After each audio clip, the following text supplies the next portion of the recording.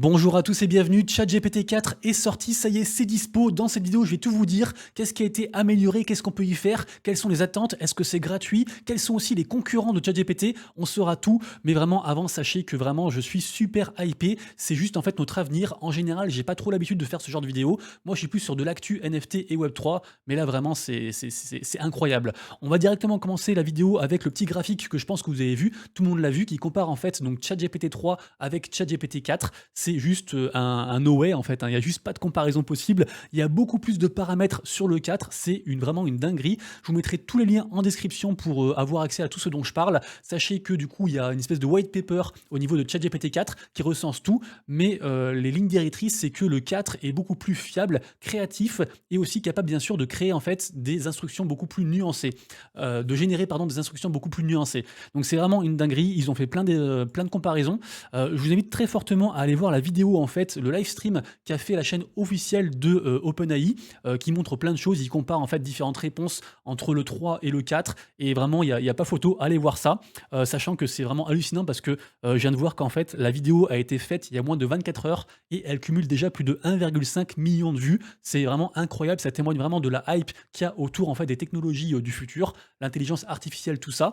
Et juste pour la faire courte aussi, en gros, si vous voulez, là pour l'instant, ce n'est pas disponible pour tout le monde. Il n'y a que les gens qui ont payé en fait la version supérieure de ChatGPT qui ont accès. Donc c'est 20 $ par mois. Et même si vous avez payé, vous n'avez pas encore accès à tout. Pour l'instant, ce qui est amélioré, c'est surtout le côté créatif, mais qui est vraiment grandement amélioré. C'est beaucoup plus créatif, il y a beaucoup plus de contexte, c'est beaucoup plus complet. Et en fait, très bientôt, on va pouvoir aussi apporter des liens directement dans ChatGPT. Par exemple, un lien, je sais pas, Wikipédia ou peu importe. Et en fait, je vous rappelle qu'à la base, ChatGPT 3, si vous voulez, il y a quand même une espèce de deadline. Par exemple, on va dire, je sais pas, on va dire 2022. Et du coup, il connaît toutes les infos qu'on a pu alimenter dans la machine jusqu'à 2022, mais après, il sait pas. Et en fait, pour combler ça, et ben maintenant, on pourra donc apporter ces fameux liens. Et du coup, ChatGPT 4 se servira, entre guillemets, des infos contenues dans les liens pour en fait élaborer ses réponses. Donc ça, c'est une dinguerie de pouvoir apporter de la data comme ça en continu, y compris après cette fameuse deadline en fait que les développeurs auraient mise en fait dans ChatGPT. L'autre chose aussi qui va arriver, qui est un truc de fou, c'est que en fait, ça, je vais vous montrer directement sur la vidéo. Je crois que c'est à 18-24, un truc comme ça. Mais en gros, on va pouvoir apporter des images directement dans ChatGPT. Alors ça pareil, franchement, c'est un truc de fou, quoi. En gros, c'est un peu comme si, voilà, par exemple, ça c'est l'exemple du mec. En gros, lui, il a rédigé une note à l'arrache sur une idée de website, de création de site, et en gros, il a hébergé l'image, la photo dans ChatGPT 4, et ChatGPT 4 a réussi à lui créer un code complet sur son idée faite à l'arrache sur une feuille. C'est un truc de fou. On peut aussi imaginer que genre, par exemple, vous, parce que ça c'est écrit dans le truc détaillé ici, par exemple, vous photographiez une blague que vous comprenez pas, vous la faites, vous l'hébergez sur la plateforme, et lui va vous expliquer en fait pourquoi c'est drôle. Et en fait, il y a toute une histoire comme ça. C'est vraiment autour de, on apporte nous-mêmes de la data du coup au logiciel, et du coup après le logiciel élabore différentes réponses par rapport à ça. C'est vraiment une dinguerie. Donc tout ça, c'est pas encore disponible. Là pour l'instant, il y a que le côté créatif, comme je disais, et contexte qui est dispo en plus pour ceux qui payent du coup la version payante. En plus, là, si vous allez voir maintenant, et ben en fait, ChatGPT forcément, il est en berne. Il y a trop de gens qui essaient d'utiliser. Donc si vous ne payez pas, en fait, vous n'aurez pas accès. Après, bon voilà, entre guillemets, c'est que 20 $ par mois.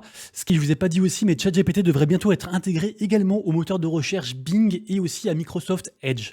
Ce qui est marrant du coup, c'est que en fait cette vidéo, cette innovation, cette sortie est arrivée juste après le communiqué officiel de la part de Google, puisque Google aussi bosse sur une IA qui s'appelle Bard, et en fait déjà on voit que la hype est clairement en faveur de Microsoft, qui est derrière, entre autres, principalement derrière ChatGPT. Et donc pour Google, à peine combien de vues il y a là ici, pardon, 200 000 vues. Il y a 200 000 vues sur la vidéo de Google, donc c'est pas fou. Je rappelle que Google, en fait, ils avaient raté leur lancement et c'était vraiment horrible. Même l'action Google avait perdu genre 10% quasiment, donc vraiment affreux. Donc en tout cas, on a Google qui est censé arriver et qui a sorti en fait des nouveautés, mais pour l'instant, c'est pas fou. On a aussi Meta, donc Meta, nouveau nom de Facebook aussi, qui ont annoncé des choses aussi. Donc Meta, je crois que le nom c'est Llama, voilà, c'est Llama, leur intelligence artificielle. Donc de toute façon, il y a une vraie concurrence comme ça entre les géants, entre ce qu'on appelait avant les GAFAM, maintenant je crois que ça a changé de nom. Bref, on a aussi le géant chinois Baidu, je sais pas comment on prononce Baidu, le moteur de recherche, qui fait aussi, pareil aussi, une intelligence artificielle qui s'appelle Ernie. Et on a aussi bien sûr Alibaba aussi, pareil, qui bosse aussi sur une AI. Ce qui est sûr, c'est que le futur appartient aux AI, entre guillemets. J'espère qu'on ne sera pas dans iRobot. En tout cas, là, c'est vraiment une vraie guerre qui se déroule sous nos yeux. Et nous, on est à la fois spectateurs, mais aussi maintenant acteurs, puisqu'on peut utiliser ces différentes intelligences artificielles. Et c'est vrai que ça fait peur, mais c'est aussi très hypant. Moi, je suis comme un enfant, en fait. Ça me fait vraiment penser aux bulles un petit peu spéculatives au tout début d'Internet, ce genre de choses. Bien sûr qu'il y aura des dérives, mais il y aura aussi plein de choses folles. Je vous rappelle qu'à la base, ChatGPT 3, ils avaient réussi à lui faire passer le test des médecins américains. Et du coup, en fait, cette AI pourrait être utilisée pour assister en fait des vrais médecins. Dernièrement, le 3 avait raté le concours d'avocat, mais le 4 a réussi. Après, info biaisée ou non, je ne sais pas, mais c'est pour vous dire que les possibilités sont illimitées dans l'assistance aux humains. Ça reste un outil, il faut savoir l'utiliser, mais voilà, moi j'ai grand hâte en tout cas de voir tout ça. Les amis, du coup, je vous laisse, c'est tout pour la vidéo, j'espère que vous avez kiffé. Si c'est le cas, abonnez-vous, lâchez un petit like, un petit commentaire. Nous, on se retrouve très bientôt. À tout bientôt, c'était Monsieur Rabbit. Ciao.